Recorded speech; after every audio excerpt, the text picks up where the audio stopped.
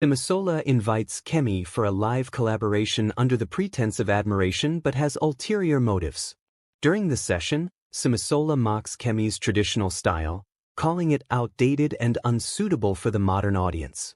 "Grandma, your stories are nice, but don't you think people want something faster? More exciting? Who even has time for tortoises and antelopes these days?" Kemi, though composed during the session, is deeply hurt. For the first time, doubt creeps into her mind. Are her stories still relevant in this fast-paced, digital world? That night, she cancels her next live session. Welcome to Savannah Storyteller, where we give you the best African stories. Please like, comment and subscribe to our channel. In Ibadan, a bustling Nigerian town where tradition and modernity intertwine, Grandmother Kemi, an 80-year-old master storyteller, lives in her modest home surrounded by mango trees and vibrant neighbors. The streets hum with the chatter of vendors and the beep of motorcycles, while the younger generation is immersed in the digital world of smartphones and social media. Grandmother Kemi's life has been one of resilience and grace.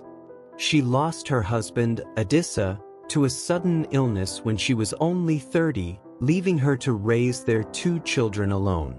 Kemi worked tirelessly, farming during the day and weaving stories at night to entertain her children and teach them life lessons.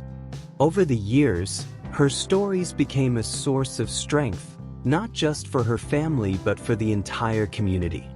Now, at 80, Kemi still gathers children and adults under the mango tree in her courtyard to share tales of cunning tortoises, brave lions, and wise elders.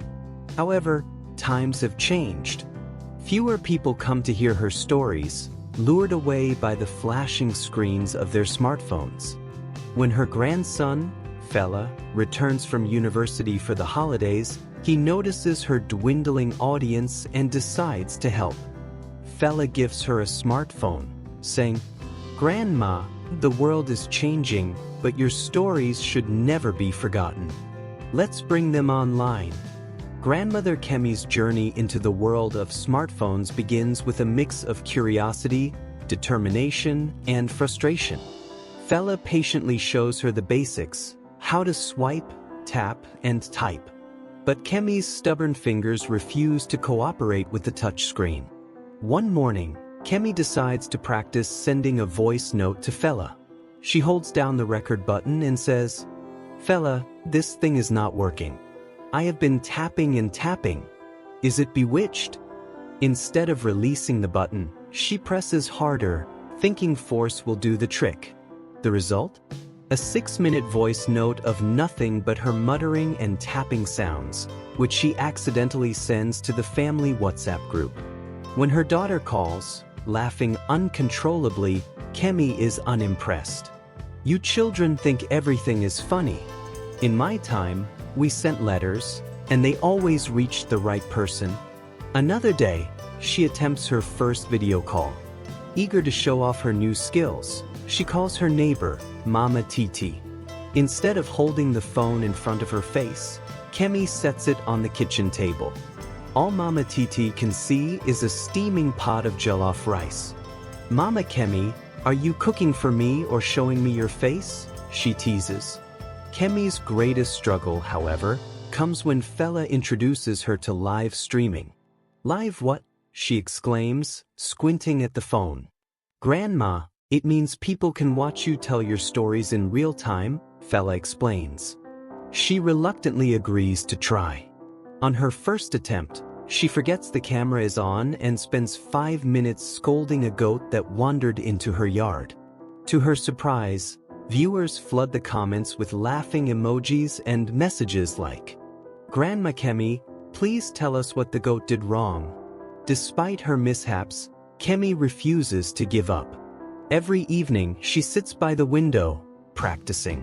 She learns to type by sending riddles to Fela, who replies with emojis that leave her baffled.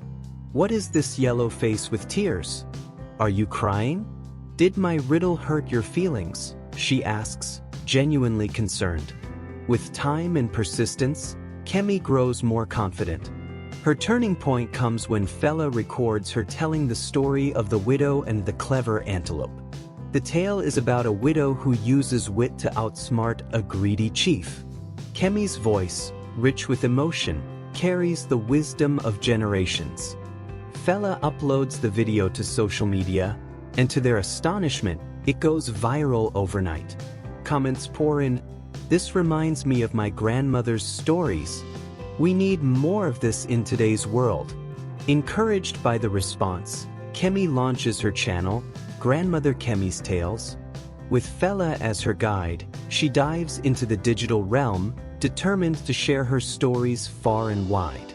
But for every triumph, there's another challenge, a mistyped title, a comment she accidentally deletes, or a live session she ends too early. Through it all, Kemi keeps going. Each mistake becomes part of her charm, endearing her to an audience that admires her resilience and authenticity. As she grows in confidence, her tales begin to reach not just her neighbors but people across the world. Kemi is finally starting to see the power of her stories in this new medium, but she has no idea that her journey is about to take an unexpected turn. Kemi's growing fame comes with its share of challenges. While many adore her, others question whether her traditional tales belong in the digital world. The harshest blow comes from Simisola, a popular influencer who feels threatened by Kemi's rising popularity. Simisola invites Kemi for a live collaboration under the pretense of admiration but has ulterior motives. During the session, Simisola mocks Kemi's traditional style, calling it outdated and unsuitable for the modern audience. "Grandma, your stories are nice, but don't you think people want something faster? More exciting? Who even has time for tortoises and antelopes these days?" Kemi, though composed during the session, is deeply hurt. For the first time, doubt creeps into her mind. Are her stories still relevant in this fast-paced, digital world? That night, she cancels her next live session, retreating into herself. As she sleeps, Kemi is visited by a vivid dream. She finds herself sitting under the mango tree, just as she used to with her late husband, Adissa. He looks just as she remembers, tall, strong, with a kind smile and eyes that radiate wisdom. "Adissa?" Kemi whispers, her voice trembling. "Yes, my Oyawakami," he says, his voice as comforting as it was decades ago. Adissa sits beside her, holding her hand. "Do you remember why you started telling stories? It was never for applause or recognition.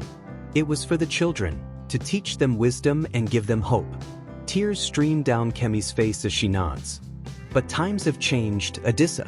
The children no longer sit under the tree. They look at their screens now. "Maybe my stories don't belong there."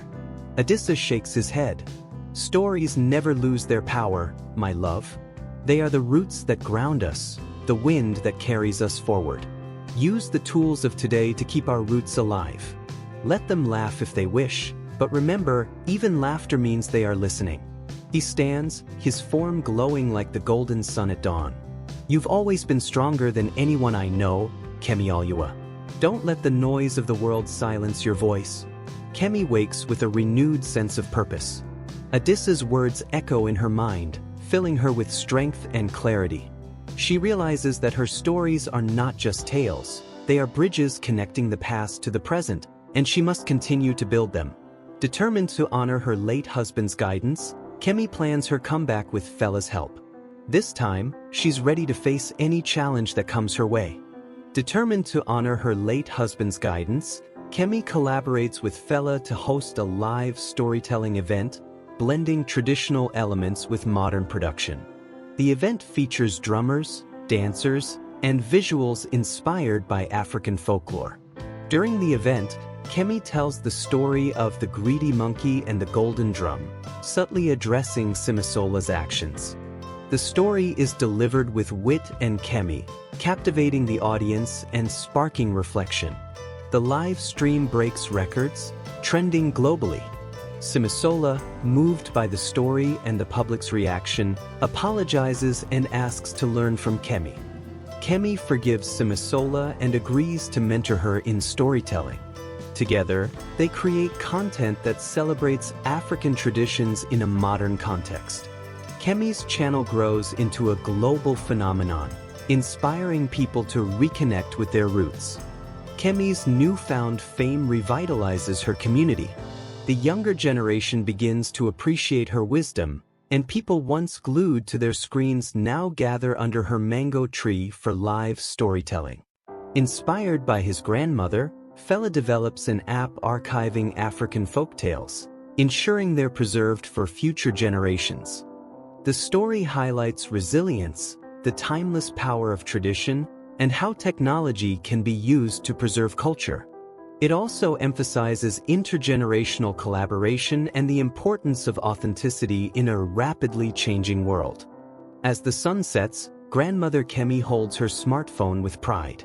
Surrounded by a crowd of eager listeners, she smiles and says, "I lost my husband, but not my strength.